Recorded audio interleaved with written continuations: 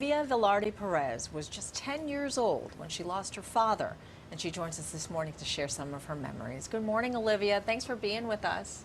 Good morning. Thank you so much for having me. Yeah, you were so young when 9/11 took place. What do you remember the most about that day? Everything. What's crazy is I can't remember anything after that until maybe 10th grade. So I was Wow. in 6th grade. I mean, I can really walk you through the whole day, which is so crazy to me that something so pivotal is Yeah. so strong in your mind, but anything after that is just a complete blur. Yeah, etched in your mind, right? Yeah. Your father, Anthony Perez, was a tech specialist for Cantor Fitzgerald.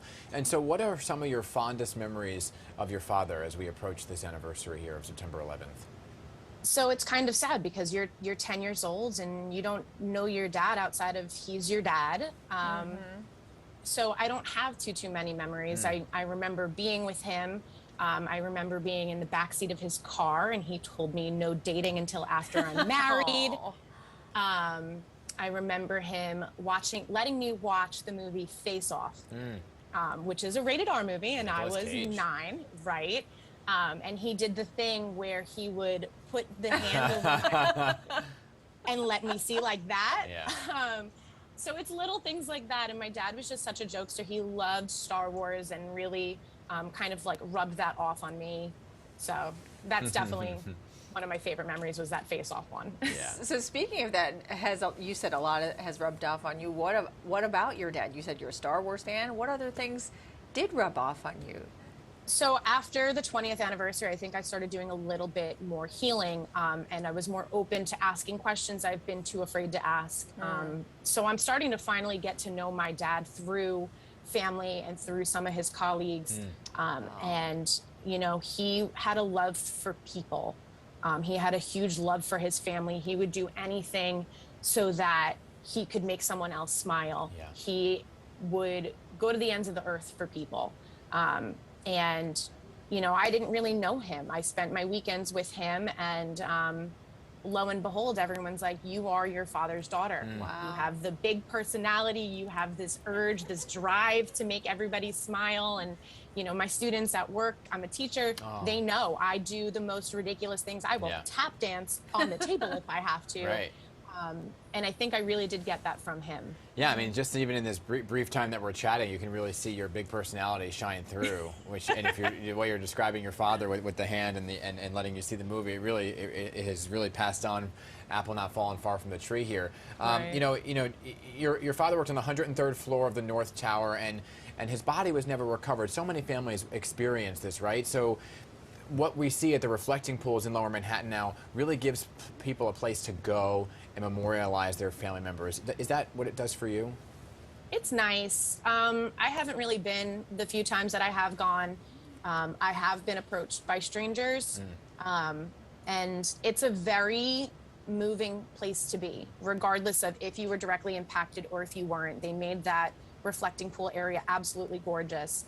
But sometimes it does make it a little hard to be there in that public scene.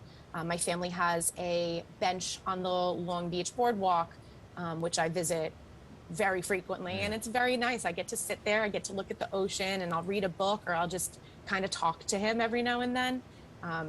So it's hard not having anything of his. Yeah, but you are him, as everyone is saying. It's hard for me to imagine what you feel like right now because you're 31. Your dad was just 33. Oh yeah.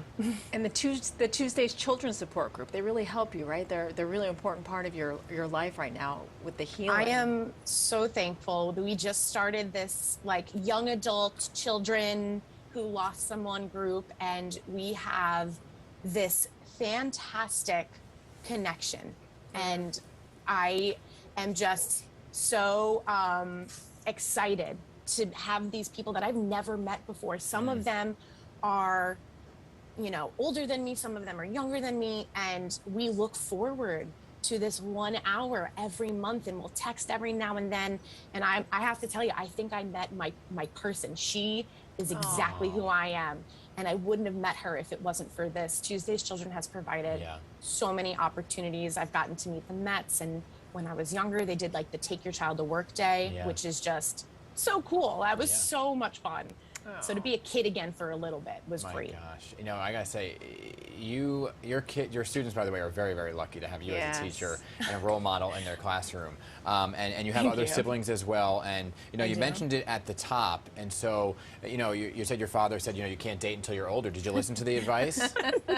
He said no dating until after I was married. Oh. No, I did not answer, and I did not listen to that at all. Yeah.